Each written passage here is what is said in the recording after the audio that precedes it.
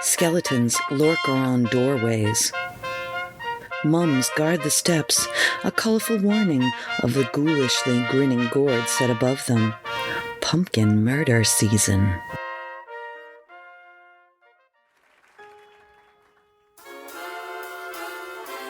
Greetings and welcome into the Pawtuxet General, your podcast for all things Pawtuxetish. I am your host, Jess. We have a gigantic show for you this week. 3 recipes, an apple cider cocktail, a special poem, and a bonus ghost story. So, I'm crazy ready to get started, but first we must thank our Patreon subscribers. These creepy folk are the apples, pumpkins, cornstalks, scarecrows, and multicolored leaves that make up the autumn festival that is the Pawtuxet General, without whom we would merely be chilled. If you like what you hear and would like to support us, follow us on Patreon or follow the link in the show notes. So thank you. We appreciate you every darn day, but for right now, let's talk about a whiskey apple cider cocktail. Enjoy. This is my favorite version of this drink. It is refreshing and really hits the seasonal spot. This is simple and quick, and you may have everything you need already in your kitchen, which makes this easy if you just pause after the ingredients and then we can make it together. Nothing is better than fresh local apple cider, and we try to always capitalize on this when the season hits. But the best is everything you can make from cider. Savory recipes, sweet treats, cider vinegar, and cocktails and mocktails. This week, we're tackling a whiskey apple cider cocktail. For this tasty drink, you will need 2 slices fresh ginger, 1/2 ounce lemon juice, 2 ounces whiskey of your choice, 4 ounces apple cider, a large old-fashioned glass, some ice, and a shaker with 2 strainers. Add the ginger slices to the shaker, then the whiskey, cider, and lemon juice. Fill with ice and shake, then double strain into a chilled old-fashioned glass. Garnish with a cinnamon stick and ooh la la, fall in a glass. Cheers! Our first recipe is a sausage and rice stuffed pumpkin. This is my mom's recipe, but it is so good and seasonal I had to share.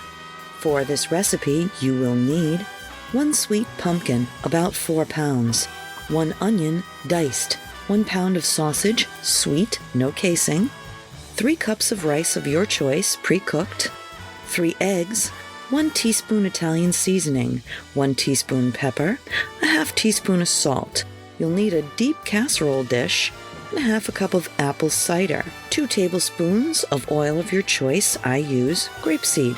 Step 1. Wash the pumpkin and remove the stem, and then take a serrated knife and cut a circle about 6 inches across and pull it off and scrape the pulp off the lid. Then scrape out the pulp from the cavity carefully so as not to remove the flesh. Set this aside with the top in the deep casserole dish. Then, sauté the sausage, onion, and Italian seasoning in a hot pan with the oil in the bottom.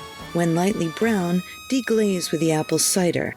Then mix in the rice, salt, pepper, and eggs. When incorporated, spoon into the pumpkin, put on the top, and bake in a preheated 375-degree oven for an hour or until the pumpkin is soft. This can be served in slices or spooned out onto a plate. Either way, you won't be sorry. Other variations include with spicy sausage or adding apples or both. Any way around it, you'll have a crowd pleaser on your hands, so enjoy. Our special poem today comes from my good friend Jen. Its title is All Hallows Eve. You can find this on healinginsights.blog. Out of the darkness, the dead walk among the living. The veil is thin and ripe, so the line between the 2 worlds is easily crossed. It's a wonder to see. If I open my mind and see what lies before me in the present moment, we dress the part so that the living may take part in the sacred dance to the edges of the horizon and to new shores. Palm in palm we walk in the dark, exploring with a flashlight. Will we be surprised at who crosses our path? Will we recognize the familiar behind the mask and the costume? Will we run and tremble with fear?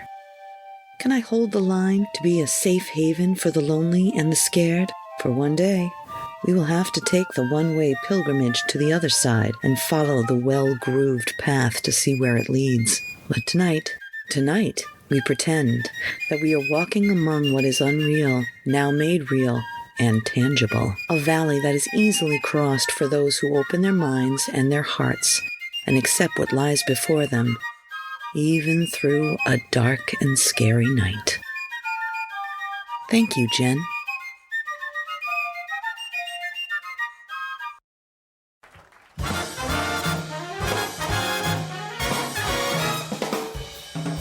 Seasonal pies, pumpkin and apple.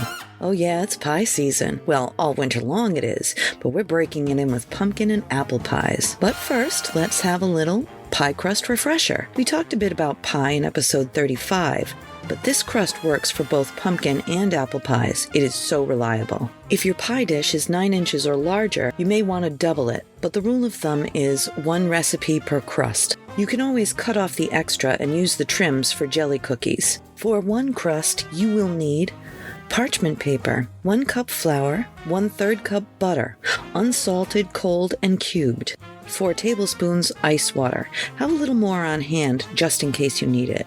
A rolling pin or wine bottle, and a mixer or just your hands. Mix the butter cubes and flour until the butter is tiny pieces and the granules of flour. Then add the ice water. Be careful to just barely combine it until it sticks together in a ball. A few drops more if you need it, but then sandwich the ball between 2 parchment papers and roll into a circle that will cover your pie pan, with about 1 inch to spare to make the crust edge. Fold it under the edge so that you can get a good decorative edge that will support the edge of your pie. Pinch your thumb and forefinger into an angle and press all along the edge, each indentation next to the other. It is now ready to fill. Apples are the first in season, so let's do their filling first. For this filling, you will need 4 to 6 apples depending on size.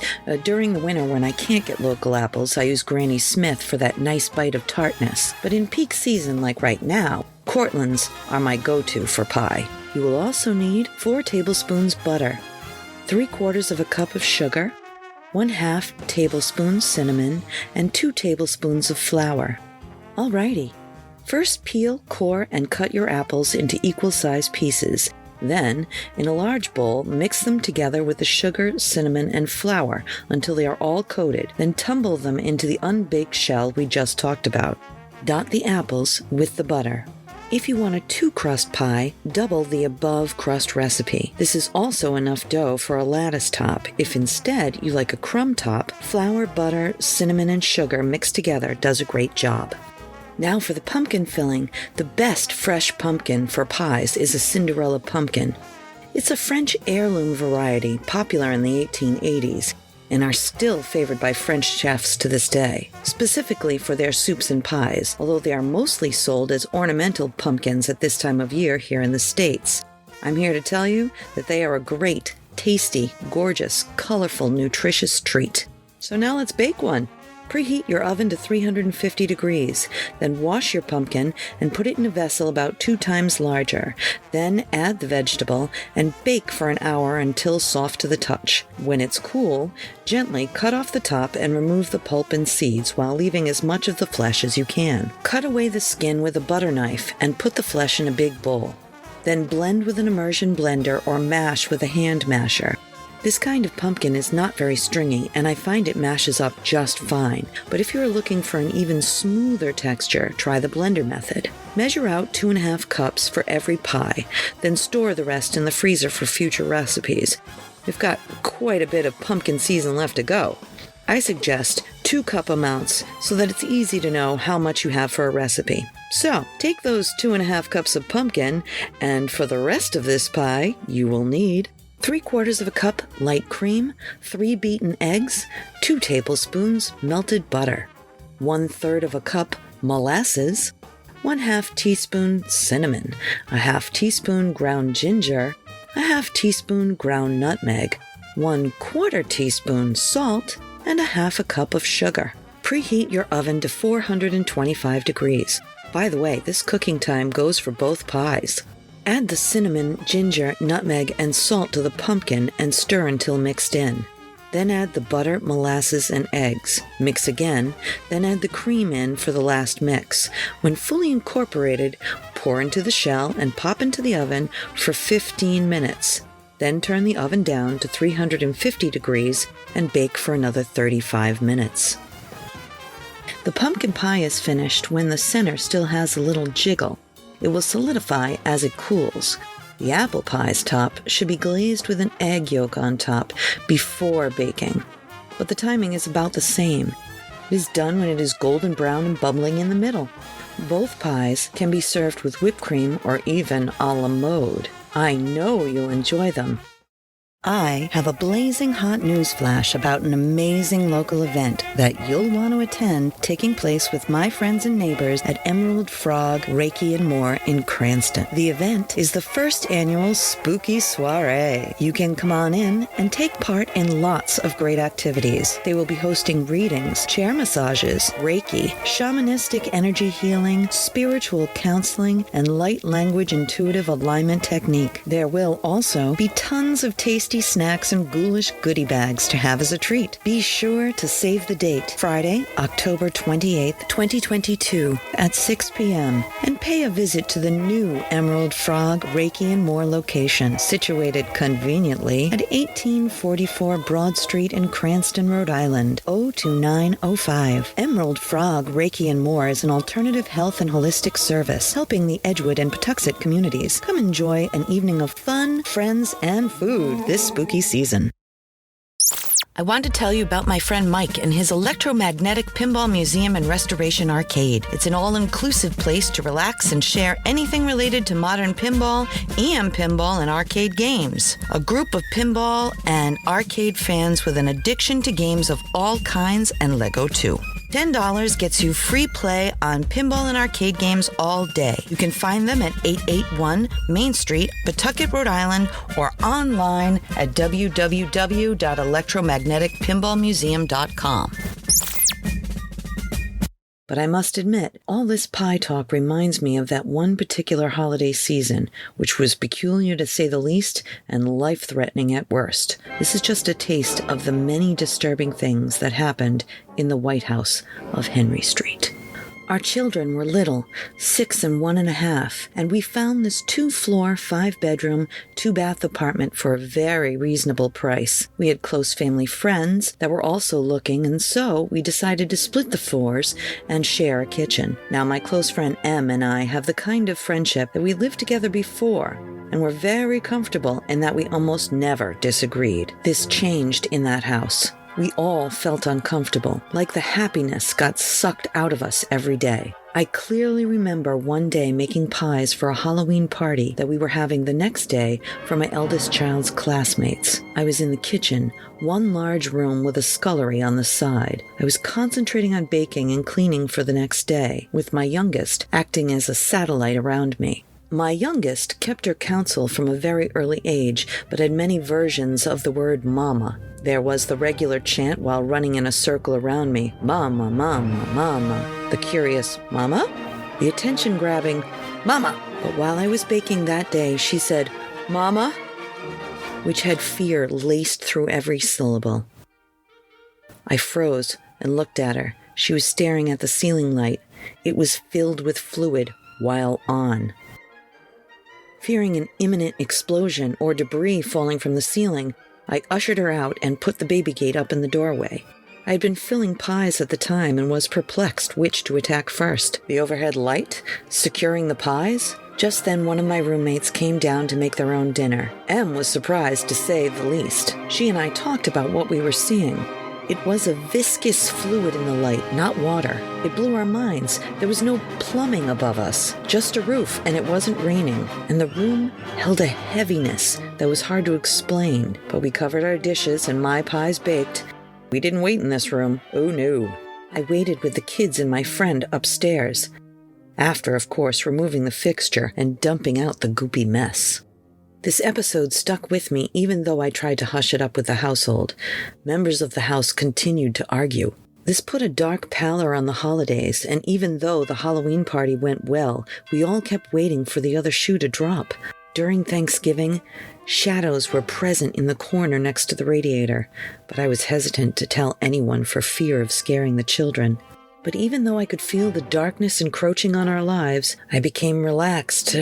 Maybe I had imagined the shadows. The food was made on that Christmas Eve, the presents all under the tree, and the stockings were full. I was having a very well-deserved glass of wine. Then I heard a fire truck coming closer. Then I heard banging on my door, which was funny considering I had just put in a battery-operated doorbell. But my neighbor, who was coming to warn me that our chimney had flames coming out of it, had called the fire department and couldn't get the doorbell to work. I ran up to the third floor and saw as my roommates argued that smoke was coming out of the chimney that went through their living room, and we immediately moved to evacuate the building. I wrapped up both kids, handed the baby to my husband, and took my sleeping eldest myself. The fire was particularly surprising, seeing as a good friend and amazingly talented chimney sweep had just swept our chimney. The firemen could not discern the cause of the fire other than a probable buildup in the furnace. However, I had now a very bad feeling as I looked up to the front windows and saw a shadowy face move away from my sight. It was that night that I began to plot our exit from the apartment, but only one part of the tragic story of the White House on Henry Street.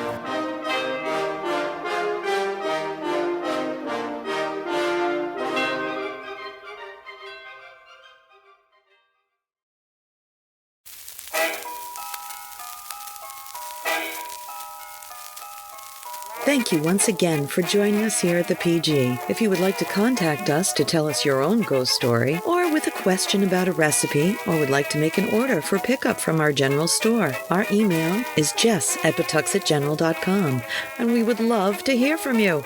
But until then, I'll meet you right back here next time at the Pawtuxet General.